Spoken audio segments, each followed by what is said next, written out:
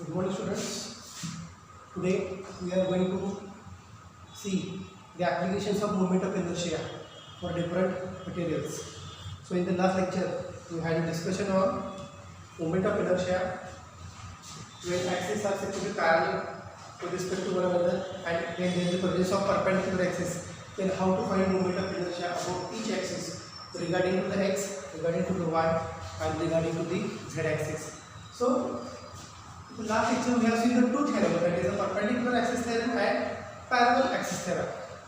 Perpendicular axis theorem मध्ये काय बघितलं, mi of one axis iz which is perpendicular to plane of lamina, iz is equal to ix plus iy.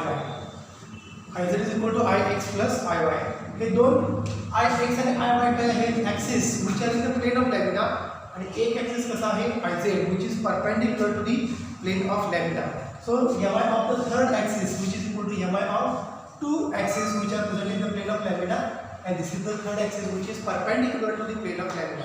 हा perpendicular axis आपण बघितला, आणि त्याच्यावर काय बघितलं होतं, parallel axis theorem, moment of inertia about any point other than the center of mass I0 is equal to ic plus mh square किंवा त्या ठिकाणी जर डिस्टन्स दोघांच्या मधला r असेल तर फॉर्म्युला हा असा होता ic plus mr square. So this is the parallel axis theorem and this is the perpendicular axis theorem. इथं पण आपण बघितलं होतं. आता एक्झॅक्टली हे पॅरलल आणि परपेंडिक्युलर ॲक्सिस यूज करून movement of inertia about any rotating body कशी कॅल्क्युलेट करतात ते आपण दोन एक्झाम्पलच्या फॉर्ममध्ये बघायचं आहे. So first I will discuss mi of body from axis of rotation, so this one point we see. एक असं मास आहे, I can say it is a 10 kg, okay, which is connected to the second mass through the string. String is going to be very light string, that's why there is no relation or mass of the string connected to the two mass system. This is one mass system, here m1 10 kg, second mass again it is a 10 kg, it is a represented as a m2. ह्या दोघांमधून axis pass केला म्हणजे आता काय करायचं आहे, we are going to rotate body like this. String connected to the two mass system, such that mass of the string is comparatively negligible. म्हणजे negligible आहे म्हणून ह्या दोघांच्या मासमध्ये त्या स्ट्रिंगचं मास कुठेही ॲड करायचं नाही, त्यामुळे लाईट वेटेड स्ट्रिंग आहे. जर या मास सिस्टीमला जर असं रोटेट केलं, सेंटर पासून हे एक मास 5 मीटर डिस्टन्सवरती आहे आणि हे सुद्धा किती आहे 5 मीटर डिस्टन्सवरती आहे. तर ही बॉडी अशी रोटेट केली from the axis passing through this centre. Rotation केलं त्याचं आम्हाला काय असणार आहे, movement of inertia. How to find movement of inertia, it is a product of mass and square of that mass from the axis of rotation.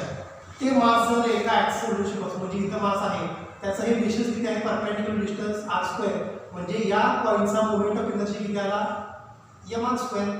तसंच हा मास m1 5 metre डिस्टन्सला आहे centre पासून, दुसरा मास पण 5 मीटर सेंटर पासून डिस्टन्सला आहे.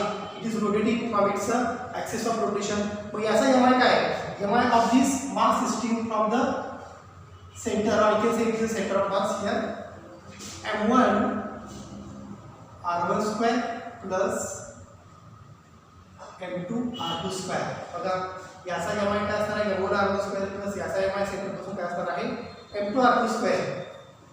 सेंटर पासून म्हणजे ic घेतो, okay. m1 it is a 10 r1 square, it is 5 square, m2 मास आहे 10 आणि r2 स्क्वेअर म्हणजे परत असणार आहे इट इज अ 5 स्क्वेअर. मग हे सॉल्व करणार बघा, 10 into 25 plus 10 into 25 it is 250 plus 250 it is 580. mr square म्हणजे kg मीटर स्क्वेअर.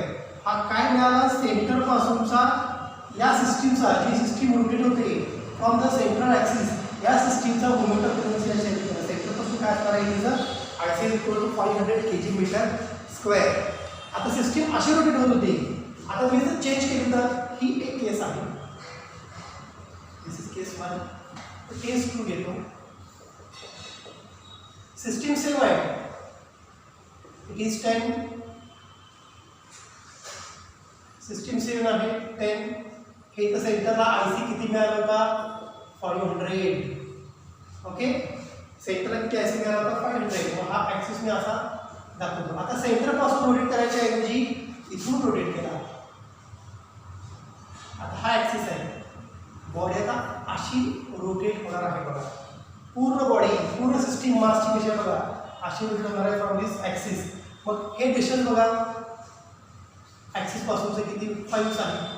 मग ज्या वेळेला याच्यामधून ॲक्सिस पास झाला, पूर्ण मास सिस्टीम रोटेट होणार. तर या सिस्टीमचं मास किती असणार आहे? It is 10 + 10 it is 20. याच्यामधून जर ॲक्सिस पास झाला तर सिस्टीमचं मास काय असणार आहे?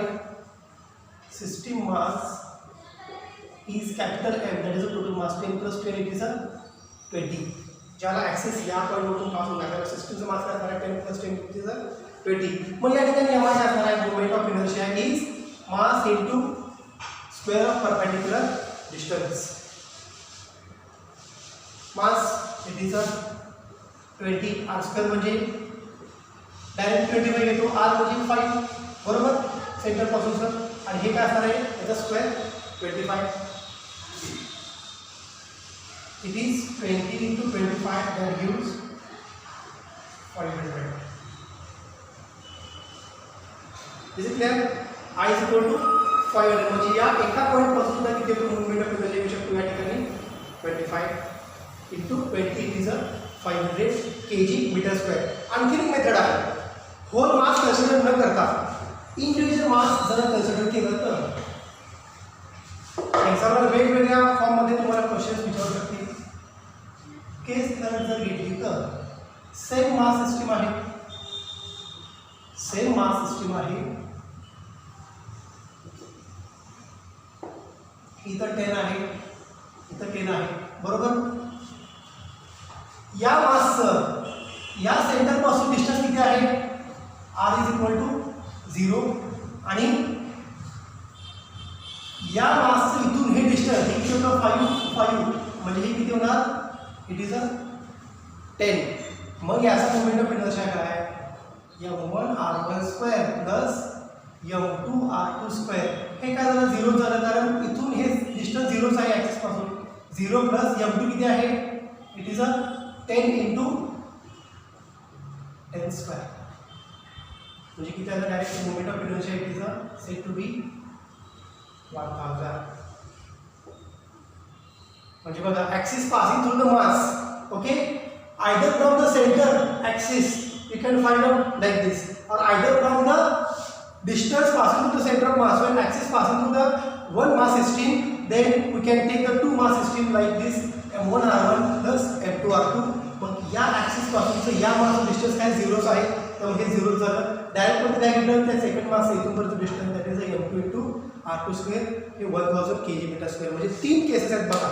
सेंटर पासून असेल, एका मासमधून पास झाला with respect to central axis अशी प्रोसेस आहे. आणि फक्त सेंटरमधून पास झाला एका मासच्या अदर एंड पासून आणि सेंट्रल ॲक्सिस जर घेतला नाही तर अशा पद्धतीने सुद्धा तुम्ही मोमेंट ऑफ इनर्शिया कॅल्क्युलेट करू शकता. But this depends upon what type of numericals they are asked. Whether they are asking the MI from the centre, whether they are asking MI from one end only, or whether the MI with respect to mass system or between the two parallel axis असेल तरच या process applicable आहे. हे मी तुम्हाला का घेतलं? कारण या टाईपचे न्यूमेरिकल्स तुम्हाला या चॅप्टरमध्ये असणार आहेत. हे झालं regarding axial rotation of any mass system which is connected by a string. त्याच्यानंतर मी जर पॅरलल ॲक्सिस थेरम यूज करून मोमेंट ऑफ इनर्शिया कॅल्क्युलेट केला तर कुणाचा मोमेंट ऑफ इनर्शिया कॅल्क्युलेट केला तर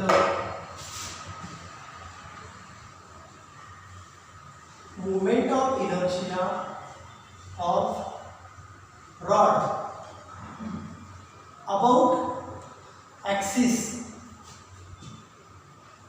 कुठून पास झाला passing through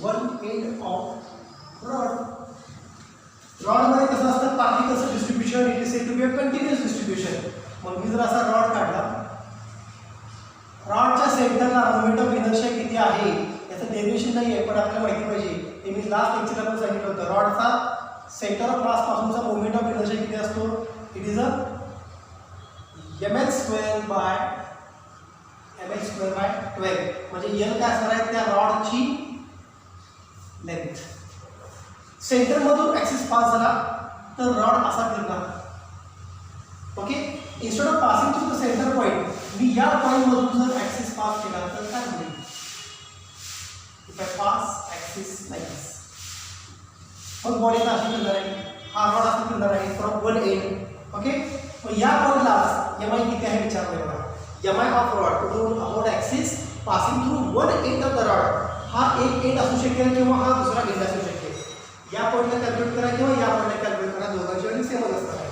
मग या ठिकाणी बघा पॅरलल ऍक्सिस थेरम आपण यूज करू okay using parallel axis theorem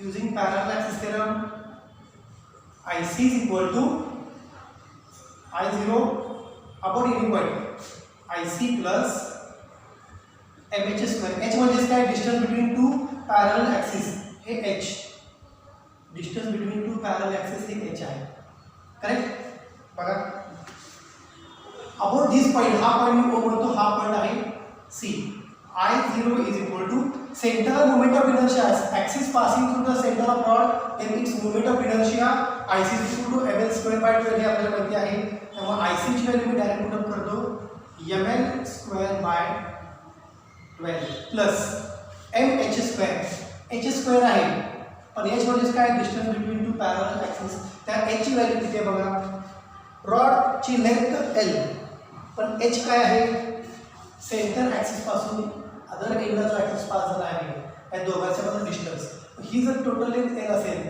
तर h ची व्हॅल्यू काय आली इट इज l/2 म्हणजे ते असं म्हणू शकतो का दोन ऍक्सिस मध्ये डिस्टन्स h हे किती आहे l/2 बरोबर आहे दोन ऍक्सिस मध्ये डिस्टन्स h रॉड साठी किती असू शकतो it is l/2 so I can directly put here l/2 bracket square ml² by 12 plus ml² by 4 is equal to ml² by 12 plus 3 ml² by 12 मला समजलं असंच कर is equal to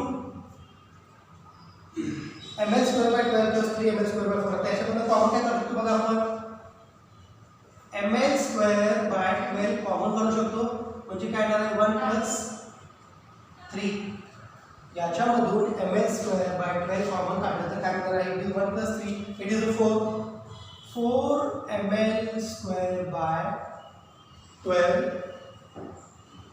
बरोबर therefore I0 is equal to किती मिळालं बघा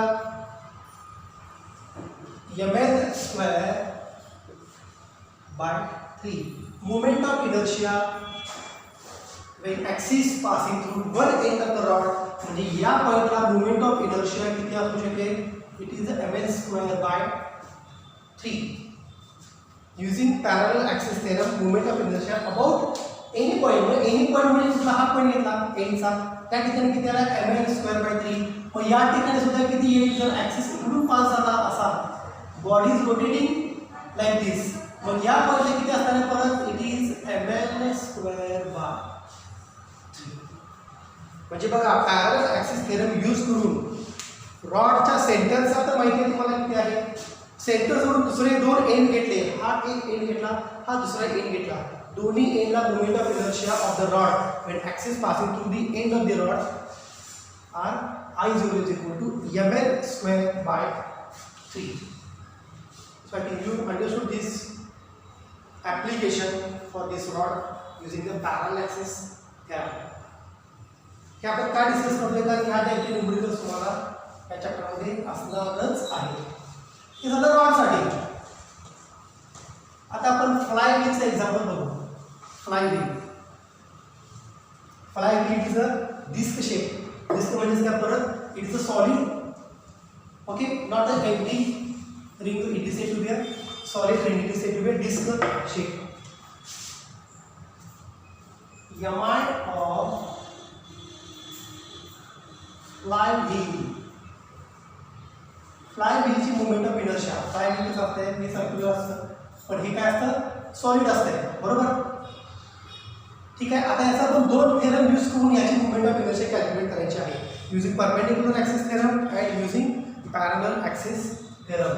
So here is a one perpendicular axis, that is a IZ, who is perpendicular to plane of the lamina. म्हणजे जर डिस्क अशी असेल, डिस्क जर अशी असेल तर IZ कसा आहे, असा आहे वर्टिकल.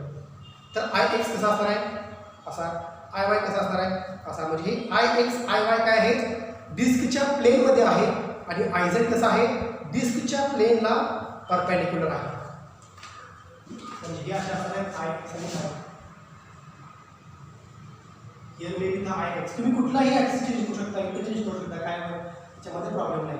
बॉडी अशी रोटेट होईल अलॉंग एक्स ॲक्सिस, बॉडी अशी रोटेट होईल अलॉंग वाय ॲक्सिस, बॉडी अशी रोटेट होईल अलॉंग झेड ॲक्सिस. ओके. इथं आपल्याला मोमेंट ऑफ इनर्शिया डिस्कचा मोमेंट ऑफ इनर्शिया बघा. आपण मोमेंट ऑफ इनर्शियाचा पॉईंट झाल्यानंतर एमआय ऑफ डिस्क कॅल्क्युलेट केली होती. MI of disc I0 is 1/2 mr². हे आपण फाइंड आउट केलं होतं. मी लास्ट लेक्चर्स बघा, त्याच्यामध्ये डिस्कची मोमेंट ऑफ इनर्शिया सेंटरमधून जर डिस्कच्या ॲक्सिस पास झाला तर त्याची मोमेंट ऑफ इनर्शिया किती आहे तुम्हाला माहिती आहे. म्हणजे हा IZ म्हणजेच काय असणार आहे, पासिंग थ्रू सेंटर. म्हणजे सेंटरपासून पास होणाऱ्या झेड ॲक्सिसला मोमेंट ऑफ इनर्शिया किती असू शकते, IZ = 1/2 mr². पण परपेंडिक्युलर ॲक्सिस थेरम यूज करून IX ला मोमेंट ऑफ इनर्शिया किती आहे, IY ला मोमेंट ऑफ इनर्शिया किती आहे, हे आपण या केसमध्ये आता डिस्कस करायचं आहे. आता IX असा आहे, मी असं एक्स्ट्रापोलेट करतो. IY असा आहे, मी असा एक्स्ट्रापोलेट करतो. बघा IX कसा आहे, असा आहे. मी इथून हे एक्स्ट्रापोलेट केलं म्हणजे हे काय मिळालं, मला डायमीटर मिळालं, बरोबर का. म्हणजे along the diameter of that circular disc the disc is rotating. तसंच y axis जर घेतला तर फिगर बघा,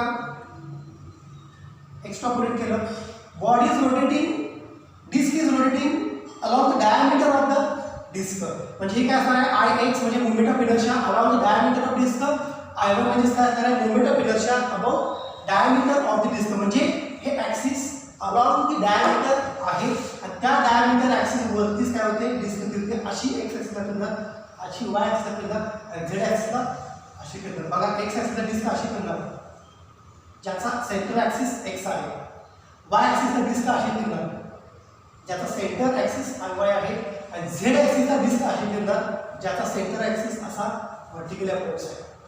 So IX is the axis along the diameter, IY is the axis along the diameter. So moment of inertia IX, I can say moment of inertia along diameter, and moment of inertia along y axis, that I can say moment of inertia along diameter. कारण दोन्ही axis कशा आहेत, डिस्कच्या प्लेनमध्येच आहेत. कुठले कुठले axis डिस्कच्या प्लेनमध्ये आहेत, IX and IY. त्यामुळे जी IX ची व्हॅल्यू आहे अलॉंग डायमीटर तीच व्हॅल्यू असणार आहे IY ची along diameter.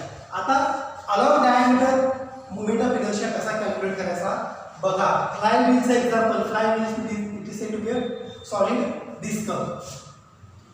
MI of fly wheel using perpendicular axis theorem. Using perpendicular axis theorem.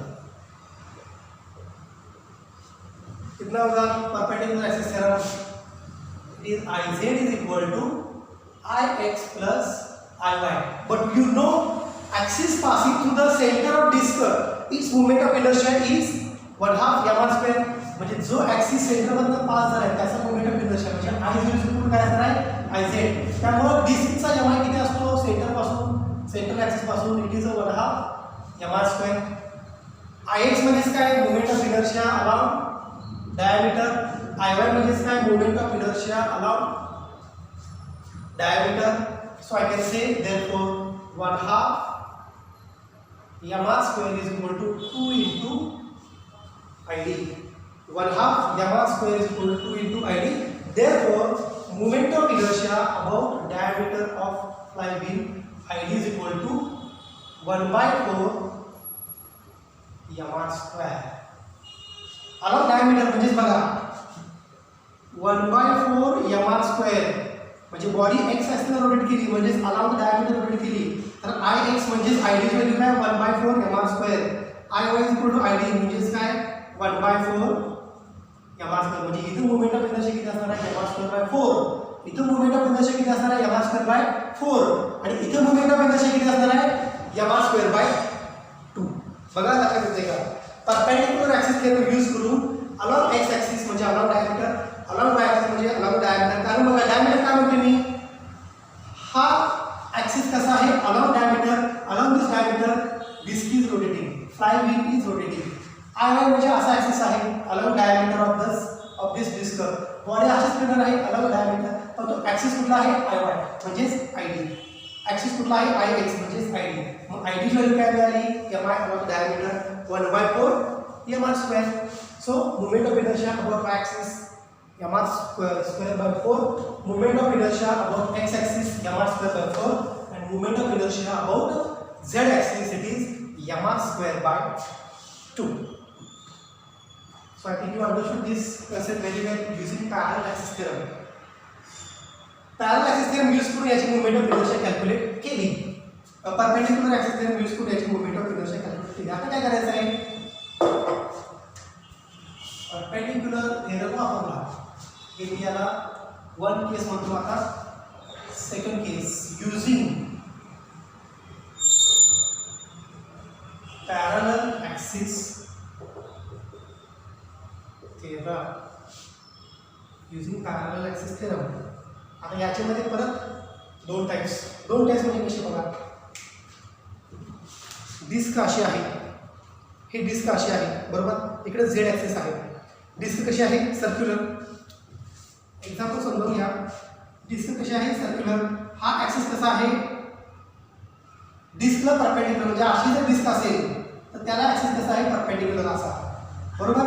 मग हा परपेंडिक्युलर काय Iz, इकडे काय आहे Ix, इकडे काय आहे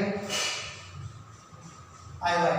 मी एक अशी लाईन पास करतो ही टँजेंट, या टँजेंटला म्हणजे जर डिस्क अशी फिरवली तर त्याचा मोमेंट ऑफ इनर्शिया किती आहे. म्हणजे बघा डिस्क जर अशी असेल, डिस्क सर्क्युलर असेल, त्या डिस्कच्या प्लेनलाच एक लाईन आहे ती त्याला टँजेंट आहे. म्हणजे हा जर सर्कल असेल या प्लेनलाच कशी आहे ती टँजेंट आहे. सर्कल असा आहे हा झेड ॲक्सिस, पण त्या ॲक्सिसला झेड ॲक्सिस कसा आहे परपेंडिक्युलर आहे. सर्कलला परत काय केलंय टँजेंट काढली, म्हणजे ती टँजेंट कशी आहे त्या बॉडीच्या प्लेनमध्येच आहे.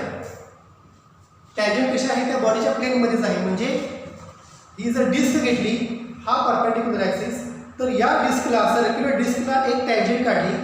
डिस्कचा प्लेन कसा आहे हॉरिझॉन्टल, टँजेंटचा प्लेन सुद्धा कसा आहे हॉरिझॉन्टल. मग ती जर टँजेंट त्या डिस्कच्या प्लेनमध्येच असेल तर त्या टँजेंशियल पॉईंटला मोमेंट ऑफ इनर्शिया किती आहे ते आपण या ठिकाणी फाइंड आउट करूया. अगदी सिंपल कन्सेप्ट आहे बघा. डिस्कच्या प्लेनमधूनच टँजेंट पास झाल्या, बॉडी आता अशी फिरणार आहे ठीक आहे.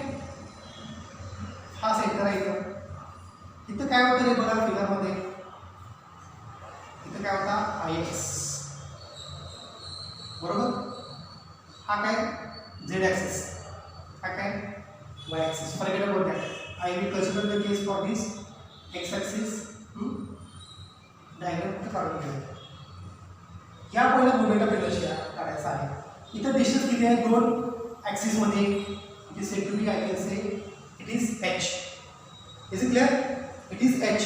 मग ix ला id, ix म्हणजे id is equal to 1/4 mr². म्हणजे या ठिकाणी मोमेंट ऑफ इनर्शिया किती आहे, 1/4 mr².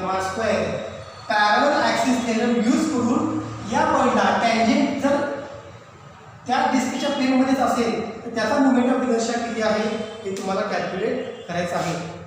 बॉडी अशी असेल, अशी पास झाली टँजेंट. बॉडीचं प्लेन कसं आहे, हॉरिझॉन्टल आहे.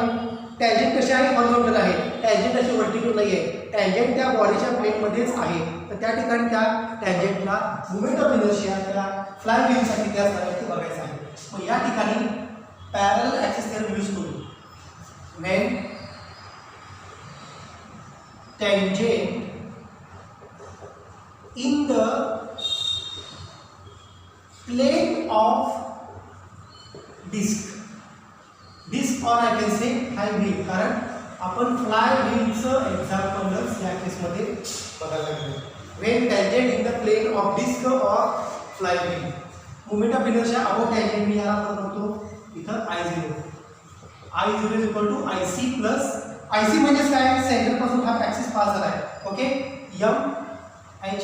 हे ॲक्च्युअल इक्वेशन आहे, बरोबर. So moment of inertia about tangent IT म्हणतो. About tangent IT is equal to Ix plus mh². पण h म्हणजे काय, ते डिस्कची रेडियस. हे डिस्टन्स बघा ना, हे डिस्टन्स, हे डिस्टन्स, हे डिस्टन्स, किंवा इथून तुम्ही टँजेंट काढला, हे डिस्टन्स म्हणजे ती त्या डिस्कची काय असणार आहे, रेडियस. सो याची सेट बी रेडियस. Ix म्हणजे काय, moment of inertia about x axis और y ॲक्सिस ID. त्या ठिकाणी I ची व्हॅल्यू काय काढली ती आपण, 1/4 mr². आणि Iy ची व्हॅल्यू सुद्धा काय आली होती, 1/4 इट इज अ mr². मग Ix ची व्हॅल्यू काय घेतो, 1/4 mr² plus h is equal to radius. हे पण घेतो direct mr². Is it clear? So 5/4 mr². जेव्हा टँजेंट डिस्कच्या प्लेनमध्ये असेल तर त्या टँजेंट डिस्टन्स पॉईंटला मोमेंट ऑफ इनर्शिया किती असणार आहे, 5/4 mr². सर्क्युलर डिस्कला टँजेंट आहे, त्याचा एमआय किती, 5/4 mr². सर्क्युलर डिस्कला टँजेंट व्हर्टिकल असेल तर टँजेंट कशी आहे आता, व्हर्टिकल. त्याचा मोमेंट ऑफ इनर्शिया काय, हे आता आपला पुढचा पॉईंट असणार आहे.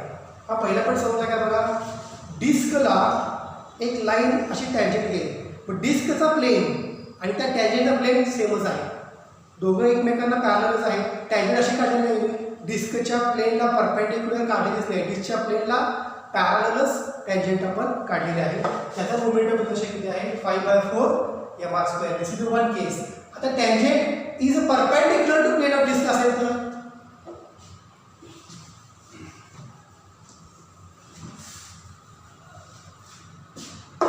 that will be our second case.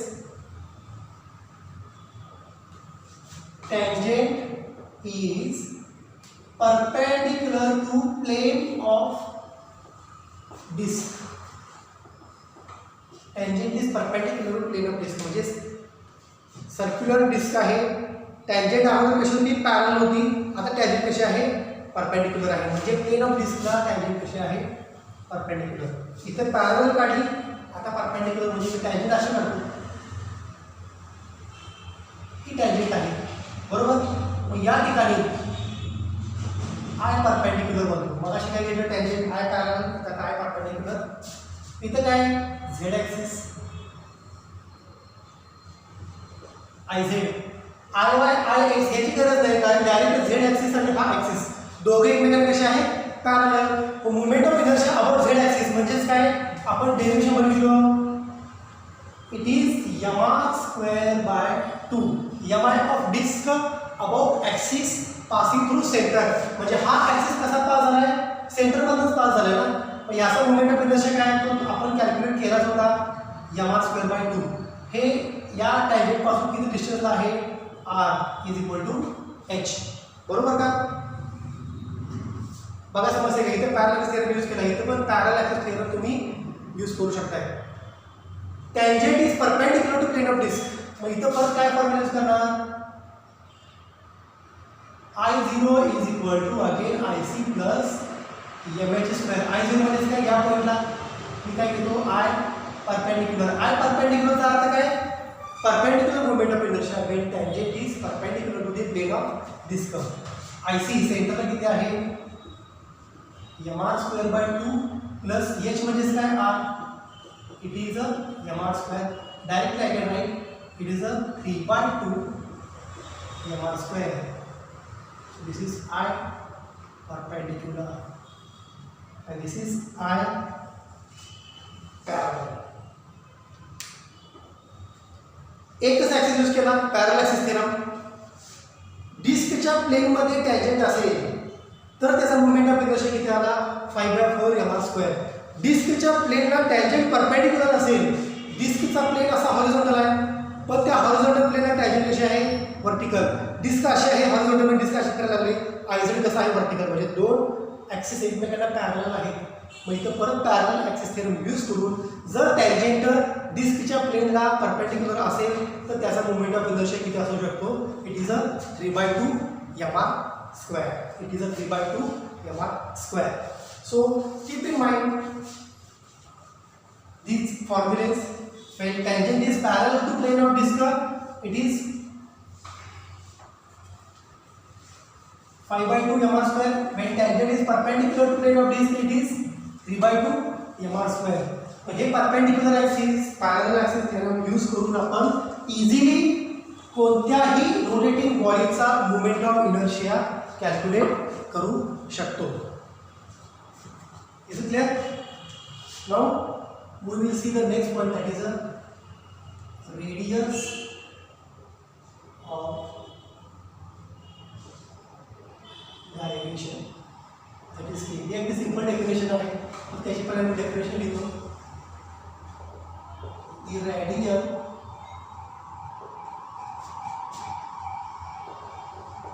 the radial distance of point mass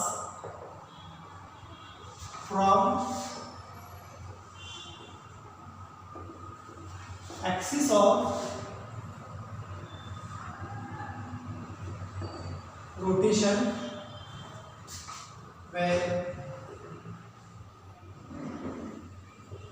whole mass of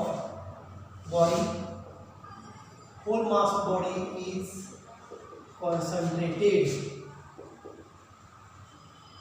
याला म्हणतात रेडियस ऑफ गायरेशन. मग हे काय radius of gyration, it is denoted by k. आता आपण बघितले the rigid body which consist of number of particles which are situated at different distances. मग यापैकी मी एक बॉडी घेतो, अशी रिजिड बॉडी घेतो. हा काय ॲक्सिस ऑफ रोटेशनचा point. One particle is situated here at a distance m1 who is at a distance r1. Second particle इथं आहे m2 at a distance r2. Third particle इथं आहे m3 at a distance r3. पण हे सगळे masses काय आहेत, which are distributed randomly within the rotating body, within the rigid body. हे सगळे मासेस एका पॉइंटला काय असतात, ह्या सगळ्या मासेसचा इफेक्टिव्ह मास घेतलं, that mass will be situated somewhere. कारण m1 plus m2 plus m3 up to mn हे तुम्ही काय घेता, टोटल मास ऑफ बॉडी. म्हणजे बॉडीचं टोटल मास कुठेतरी एका ठिकाणी कॉन्सन्ट्रेट झालेलं आहे. हे एक एक्झाम्पल. दुसरं जर मी असं घेतलं तर डिस्कचं सेंटर हा असा घेतला. डिस्कचं मी फक्त काय केलं, त्याला एन्लार्ज केलं त्या स्ट्रक्चरला. इथे एक मास आहे जो r1 डिस्टन्सला आहे. ओके, दुसरा मास इथं आहे, मास पार्टिकल r2 डिस्टन्सला आहे. तिसरा इथं आहे r3 ला. चौथा हिस्सा इथं असेल r4 डिस्टन्सला. All this mass distributions are there within the disc. पण सगळ्यांचे ॲडिशन केलं तुम्हाला काय मिळतं, total effective mass of the system. मग सिस्टीम असेल रिजिड बॉडी, सिस्टीम असेल डिस्क. म्हणजे हे सगळे मास ॲड झाल्यानंतर एक इफेक्टिव्ह मास तयार होणार आहे मटेरियलमध्ये. पण ह्या सगळ्याचे इफेक्टिव्ह मास मी इथं कुठेतरी कन्सिडर करतो capital M. That is effective mass of the system. Effective mass म्हणजे काय, सगळ्या मास पार्टिकल्सची काय केली addition.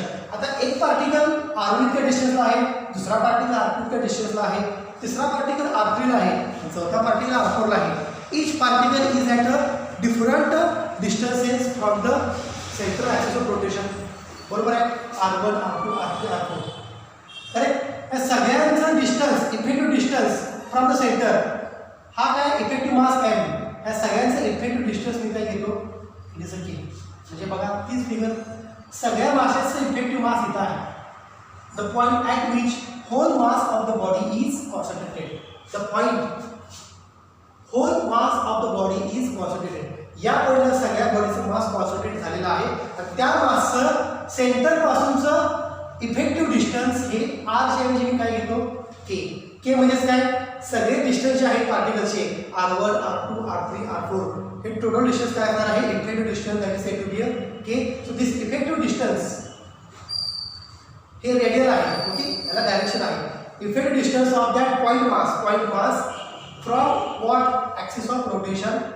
Okay, at which whole mass of the body is suppose to be concentrated. म्हणजे त्या मासचं सेंट्रल पासून किंवा ॲक्सिस ऑफ रोटेशन पासून डिस्टन्स हे काय असणार आहे, रेडियस ऑफ गायरेशन. आता हे सगळे मास पार्टिकल्स घेतले, ही फिगर घेतली, या सगळ्या मासेसचं इफेक्टिव्ह मास सपोज इथं आहे, इथे काय ॲक्सिस ऑफ रोटेशन आहे. सगळ्या मासेसचं इफेक्टिव्ह मास इथं आहे. The point at which whole mass of this all masses is concentrated. आणि या मासचं ॲक्सिस ऑफ रोटेशन पासूनचं distance, effective distance that is K. That effective distance is said to be the radius of gyration. So this radius of gyration is defined as the radial distance of point mass from axis of rotation where whole mass of the body is concentrated. So that is called as the radius of gyration. Therefore moment of inertia आपल्याला माहिती आहे, it is a mr square.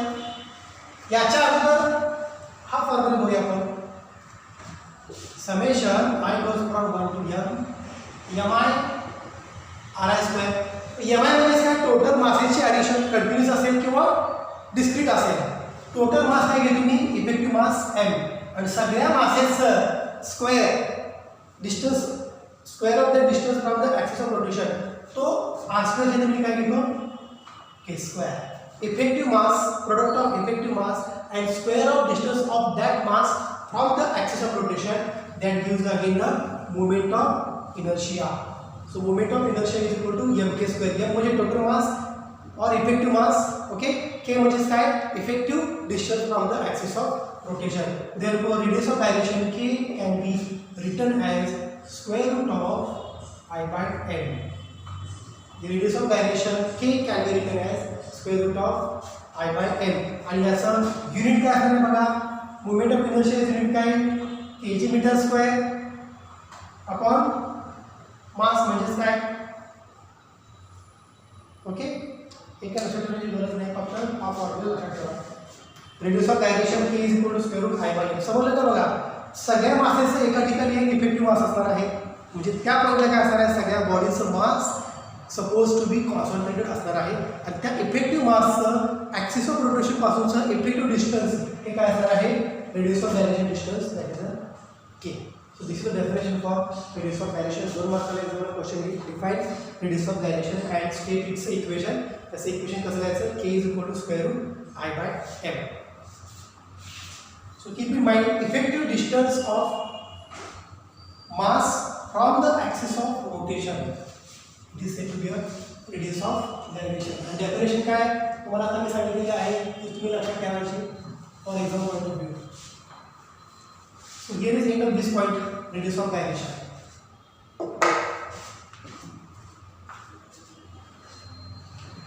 So today we have seen the different applications using parallel axis theorem, perpendicular axis theorem, moment of inertia about a rod, about a disc, about a flywheel, and then we have seen the radius of gyration. So in the next lecture we will discuss the next point of this chapter. Thank you.